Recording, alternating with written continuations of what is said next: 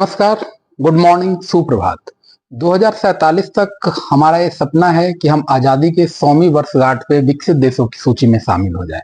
इस सपने को पूरा करने के लिए हमारी पूरी कोशिश है, हमारी पूरी तैयारी चल रही है।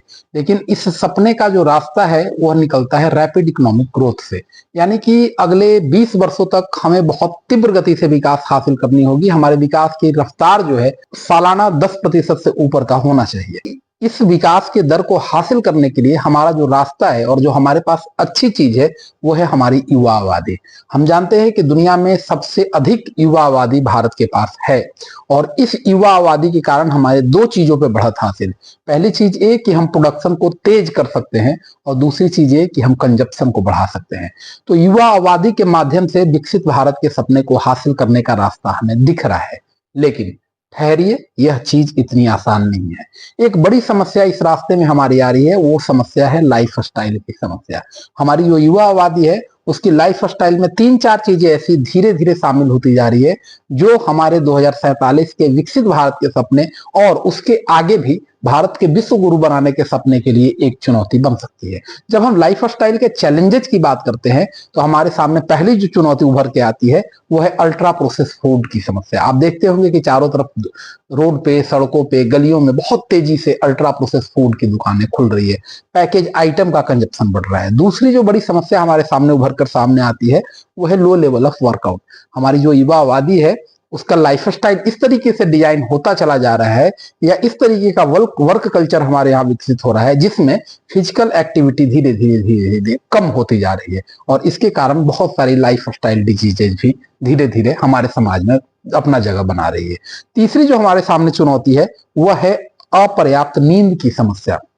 अपर्याप्त नींद भी एक बड़ी समस्या बनकर हमारी प्रोडक्टिविटी को कम कर रही है। और चौथी समस्या कल्चरल चेंज से जुड़ा हुआ है।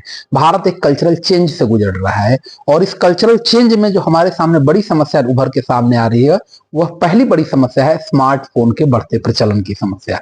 आप जानते हैं कि लगभग हर भारतीय के पास स्मार्टफोन हो गया है और स्मार्टफोन, डेटा, इंटरनेट, इन तीनों के कारण ऐसी स्थिति बन गई है कि स्मार्टफोन अब हम हैबिचुअल होते जा रहे हैं, एडिक्ट होते जा रहे हैं, उसके आदी होते जा रहे हैं। इस कल्चरल चेंज में दूसरी समस्या जो हमारी युवा आबादी के सामने है वो है इंग्लिश का दबाव।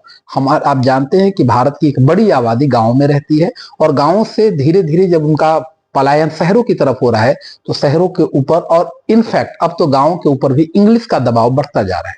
आप अपनी मातृभाषा में सबसे अच्छा सीखते हैं, सबसे अच्छा समझते हैं, लेकिन आपके ऊपर सीखने और समझने के बजाय एक भाषा का दबाव बढ़ता जाए कि उस भाषा को सीखना है तो यह दबाव और बढ़ जाता है। और तीसरी जो कल्चरल चेंज के अंतर्गत बड़ी समस्या है वह है कमजोर होते पारिवारिक रिश्ते।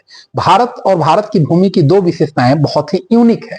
पहली विशेषता है हमारे फेस्टिवल्स। आप देखते हैं कि हर 8 दिन, 10 दिन, 15 दिन, महीने में कोई ना कोई बड़ा त्योहार किसी न किसी कल्चर से जुड़ा हमारे सामने आते रहता है। और दूसरी जो यूनिक व्यवस्था है वो इंडियन फैमिली सिस्टम। हमारी इंडियन फैमिली सिस्टम इस प्रकार का है जो दुनिया में शायद ही कहीं मिलता होगा और इस फैमिली सिस्टम के कारण बहुत सारी समस्याएं हमारे अपने आप खत्म हो जाती है। लेकिन वर्तमान समय में इंडियन फैमिली सिस्टम धीरे धीरे धीरे धीरे कमजोर होता जा रहा है और यह हमारे लिए, हमारी युवा आबादी के सामने एक बड़ी चुनौती बनकर उभरा है। इस वीडियो में हम इस कल्चरल चेंज के एक पहलू पे बात करना चाहते हैं और वो है स्मार्टफोन का तेजी से बढ़ता हुआ चलन। आप जानते हैं कि स्मार्टफोन भारत में बहुत तेजी से बढ़ रहे हैं और उसके साथ साथ सस्ते होते डेटा ने स्मार्टफोन के प्रयोग को और भी बेहद खतरनाक स्थिति में ला दिया है।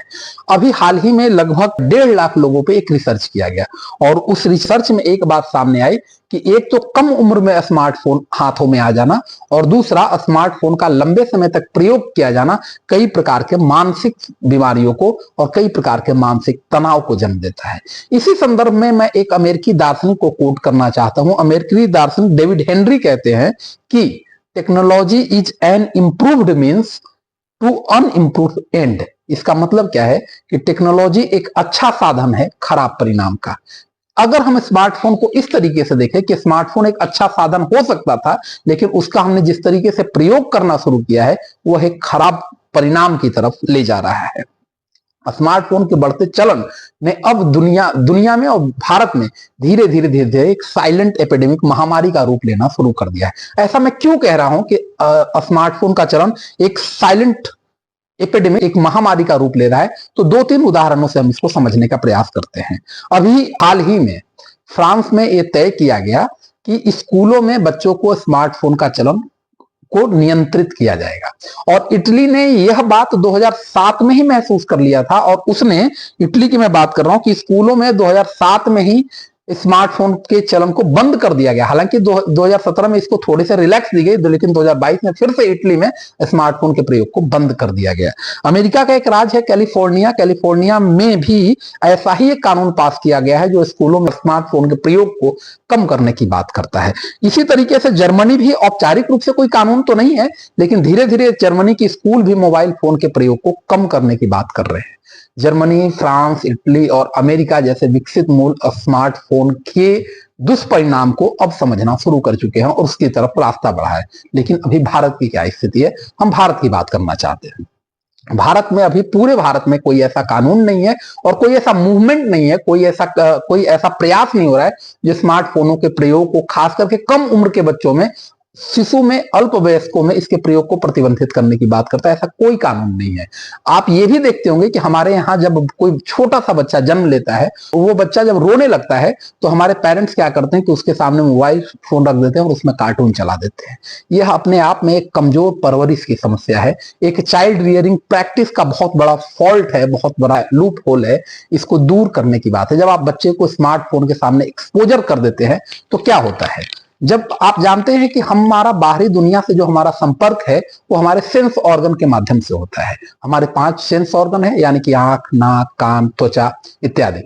अगर ये 5 सेंस ऑर्गन हमें बाहरी दुनिया से इंफॉर्मेशन लाकर और ये हमारी बाहरी दुनिया से संपर्क को स्थापित करते हैं, अब जब हम इन सेंस ऑर्गन के ऊपर इलेक्ट्रॉनिक गैजेट, विशेषकर मोबाइल फोन, ईयरफोन इत्यादि का पैरा लगा देते हैं, यानी कि आंख प्रकृति को नहीं देखती है बल्कि आंख मोबाइल को देखती है, कान प्रकृति की आवाजों से सूचना नहीं लेता है बल्कि मोबाइल और ईयरफोन से लेता है, तो ऐसे में हम अपने बच्चों के सेंस ऑर्गन के एक्सपोजर को कम कर देते हैं। और आप जानते हैं कि पूरी दुनिया एक व्यवस्था के साथ बनी है।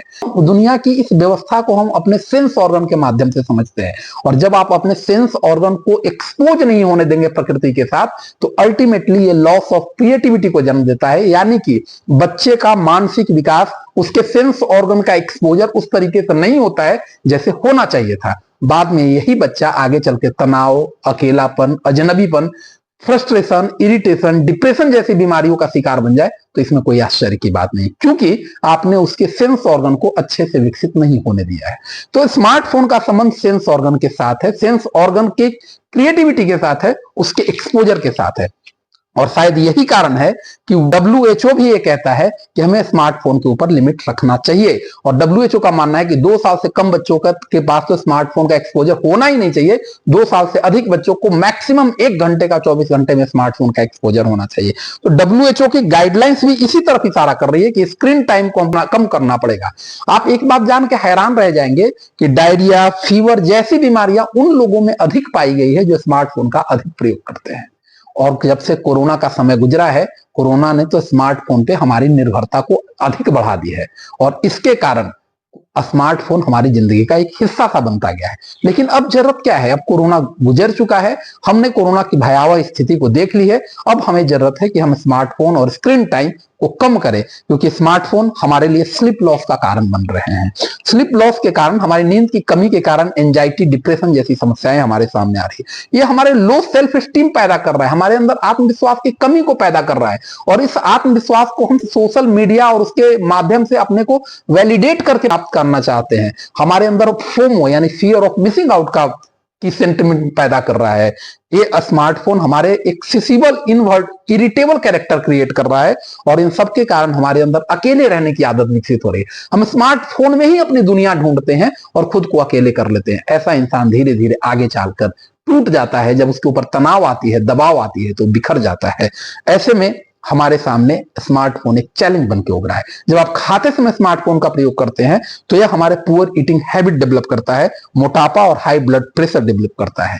तो स्मार्टफोन हमारे लिए आज एक चैलेंज बन गया है। हाँ, अच्छी बात है कि स्मार्टफोन का प्रयोग हमारी बहुत सारी चीजों को आसान बनाता है, लेकिन स्मार्टफोन के अत्यधिक प्रयोग हमारे लिए आज चुनौती बन गया है। तो आज जरूरत है कि स्मार्टफोन को बड़े जुडिशियली इस्तेमाल करें, विवेकपूर्ण इस्तेमाल करें, कम उम्र के बच्चों से दूर रखें।